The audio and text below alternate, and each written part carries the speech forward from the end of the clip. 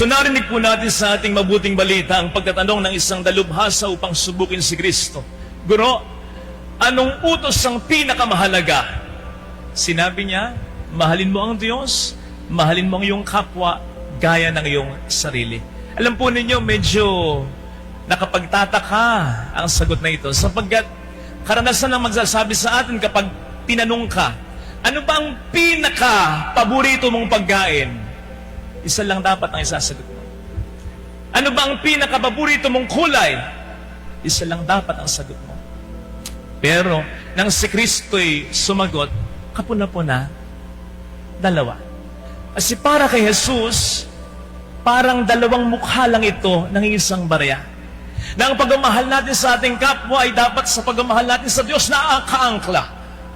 At gayon din naman, hindi natin po pwedeng sabihin mahal natin ang Diyos na hindi natin nakikita kung hindi natin kakayaning mahalin ang ating kapwa na ating nakikita. Sasabihin sa atin ng Biblia, sinungaling ka. So magkaugnay itong dalawa. Now, sa atin pong pagninilay ngayon, hayaan po ninyong huwag mo nang pagnilayan para sa akin yung dalawang yan. Bagamat yan ang pinupunto ng mga pagbasa, hayaan po ninyo na subukan kong pagnilayan yung isang maliit na detalye na para sa akin din ay mahalaga. Yung sinabi ng ating Panginoong Jesucristo tungkol sa pagmamahal sa sarili. Mahalin mo ang kapwa mo gaya ng sarili mo. Noong una po, na naisip ko ito, medyo alanganin din. Kasi ang dating sa akin ay may konting pagka-negatibo. Lalong-lalo na kapag sa tuwing maaalala ko, yung sinabi ng ating Panginoon na wala ng pag-ibig na hihigit pa sa pag-ibig ng isang tao nag-aalay ng kanyang buhay para sa iba. Nevertheless, hindi ko naman po sasabihin na ang pag-ibig sa sarili ang siyang dapat na pinakamahalaga. Dapat sa pag-ibig sa Diyos at sa kapwa, yan ang pinakahuli. Kaya lang, baka pwede rin nating bigyan ng pansin in as much as ang sarili, ourselves, ay mahalaga din. Naisip ko po kasi, kung hindi ito ganong mahalaga, hindi sana ang sabi na lang ng Panginoon, mahalin mo ang Diyos, mahalin mo ang iyong kapwa, tapos na. Pero hindi. Hinabol niya binanggit niya, gaya ng iyong sarili. Hindi kaya ang sarili din ay dapat nabigyang halaga? Naisip ko po, hindi ko alam kung tama ako. Pero ang ating Panginoon sa palagay ko ay nagpahalaga din kahit papaano sa kanyang sarili.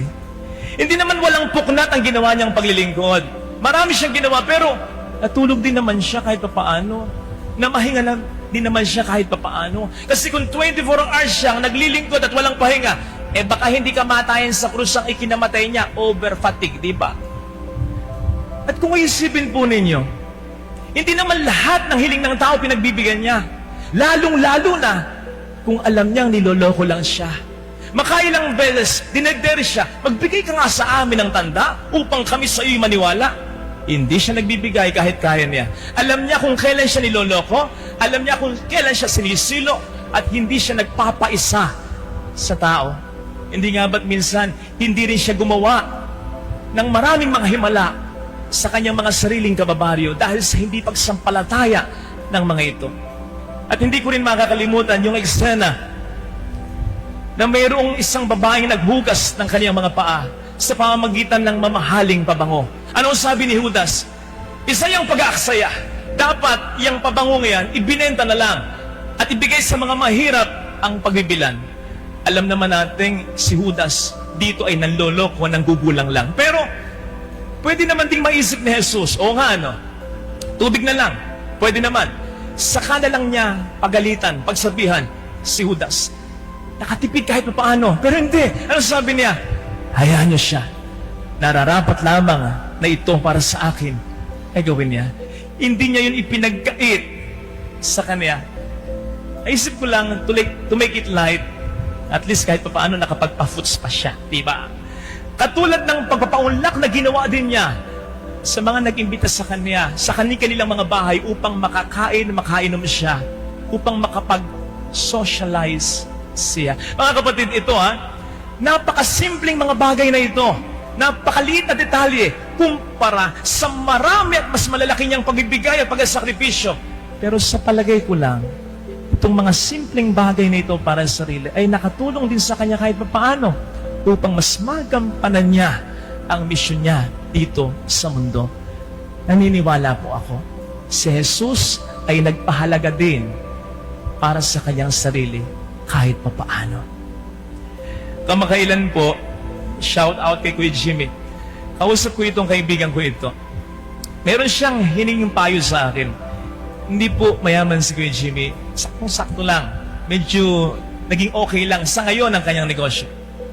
Sabi niya, Father, payuhan mo nga ako. Nagdadalawang isip ako pero mas gusto ko Gusto daw niyang bumili ng yung pick-up ng Ford Raptor. Parang 2 milyon yata yun. Father, gustong-gusto ko ito. Pinag-ipunan ko ito. At sakto naman, naging maganda kahit paano ang takbo ng negosyo. Kaya lang ngayon, parang mga 20-30% nagkuhuli ako. Kasi naisip ko, pwede kong ibili ito ng maliit na truck, pangdagdag pangkita sa negosyo. Kaya lang, Father, naisip ko, kailan ko pa bibilhin itong gustong-gusto ko? Kilala mo ko, Father, di naman ako maluho. Ito talaga dream ko. Pag nakikita ko po ito, kumakabog ang dibdib ko. Kulang na lang sabihin niya, tumutulo po ang laway ko. Father, kita mo naman yung mga apo ko. Bukas makalawa, sigurado, yan ang magiging focus ko. Kailan ko pa ibibilin itong gusto ko? At kahit pa paano, Father, medyo napapagod na rin po ako sa maraming mga pinagdaanang sakripisyo. Ano pa sasabihin ko? Sabi ko, go! Bili na! Lalo pat nang natansya ko na ito ang mas makapagbibigay rin sa kanya sa ngayon ng sigla upang makapagsakripisyo pa siya para sa kanyang pamilya at para sa mga tinutulungan niyang iba. I'm sorry pero I don't know with you. Para sa akin, hindi ito selfishness. Kasi para sa akin ang selfishness, pagmamahal na nag-uugat sa sarili at natatapos din sa sarili. No, hindi yan ang pagmamahal ni Jesus sa kanyang sarili. Ang pagmamahal ni Jesus sa kanyang sarili ay nagmumula sa pagmamahal niya sa Ama na sinasabing unang nagmamahal sa ating lahat. Ama na nagsabing itong pinakamamahal kong anak, lubos akong nalulugod sa Kanya. Of course, ang pinatutungkulan ay siya. Ito ngayon ang nagbigay sa Kanya ng ibayo pang lakas ng loob at inspirasyon upang ang pagmamahal ng Diyos ay mas maibahagi niya sa iba. Ito ang pagmamahal sa sarili na dapat ay mamayani sa atin. Yung bang recognizing our value in the eyes of God, recognizing His beautiful plans for each of us. Yung maniwala tayo at maramdaman nating mahal tayo ng Diyos. Ito ngayon ang magbibigay sa atin ng impetus upang sa ating kapwa ang pagmamahal din ng Diyos ay ating maibuhos ng lubos. Yes, lubos, pero hindi nauubos sapagkat ang pagmamahal na ito ay nanggagaling sa Diyos, dumadaan lang sa atin, papunta sa kapwa natin. And so please, do not be afraid to celebrate God's love for you. Mag-relax ka rin. Feeling blessed din. I-treat mo rin ang sarili mo. At higit sa lahat, appreciate God's love for you. Yan ang lagi ko sinasabi sa mga nakabilanggo sa ating mga preso. Sapagkat kung hindi kayo maniniwala na mahal kayo ng Diyos, kung hindi kayo maniniwala na may maganda pa rin plano ang Diyos para sa inyo, wala na kayong magiging dahilan para lumabas pa dito at makapagbigay ng pag-asa at pagmamahal pa rin sa kapwa nyo, lalong-lalo na sa pamilya nyo. Wala tayong maibibigay kung wala tayong pagkukunan dito. Mahirapan tayong magbigay ng pagmamahal sa iba kung sa pagmamahal ang ating sarili ay basyo na. Parang espongha. O di ba tang espongha? Say this, espongha. I-dip mo yan sa liquid. Unang piga, pangalawang piga, pangatlong piga, ang daming lalabas dyan. Ang daming ibibigay na liquid niyan. Pero subukan mong pigain lang ng pigain yan. At hindi mo na ididip uli sa liquid. Halos wala nang maibibigay yan. May maibibigay yan, pero kinakailangan mong pigain ng pigain yan. Isipin mo, ang sarili mo ay yan. Bigay ka na lang ng bigay, pero wala kang tinatanggap. Wala kang nararamdamang pagmamahal. Kaya nga may mga nagbibigay May mga nagsasakripisyo na puro reklamo. Kasi nga, wala nang pinanggagalingan dito. Said na kahit papaano. Eh, hindi ba't sinasabi sa atin ng Bible, God loves a cheerful giver. And that can only happen kung pahalagahan din natin kahit konti ang sarili natin.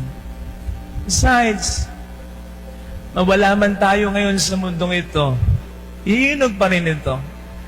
Mamatay ako ngayong gabi, bukas makalawa, baka makakita na ng bagong assistant dito, kapalit ko ang katedral na ito. Yung mga nanonood dito sa Facebook ko, o pwedeng lumipat din sa ibang pare na makakapulutan din naman nila ng aral sa bawat linggo. Makamove on ang pamilya ko, ang mga kakilala ko. Ang dami ko nang nakitang ganon. Talagang mahal na mahal nila yung tao, napakaraming ginawa. Pero lumilipas ang taon, unti-unti, hindi natin ito dapat masamain. Dapat lang sila yung makapag-move on. Masama doon. Ang sinasabi ko lang ito, huwag nating miss yung maliit na detalye. Maliit lang na detalye, pero mahalaga kahit paano ang ating sarili. Na walang sino man ang mananatiling laging nandyan para sa atin, bukod sa Diyos, kundi ang sarili natin. Tayo ang unang-unang magmahal dapat sa sarili natin. Again, dapat ito ay sa huli, ha? Pagmamahal sa Diyos, pagmamahal sa kapwa, huli ang pagmamahal sa sarili. Pero tandaan natin, ito rin ay importante sapagkat yun ay magkukonekta sa pagmamahal sa Diyos, sarili, papunta sa kapwa natin. Amen.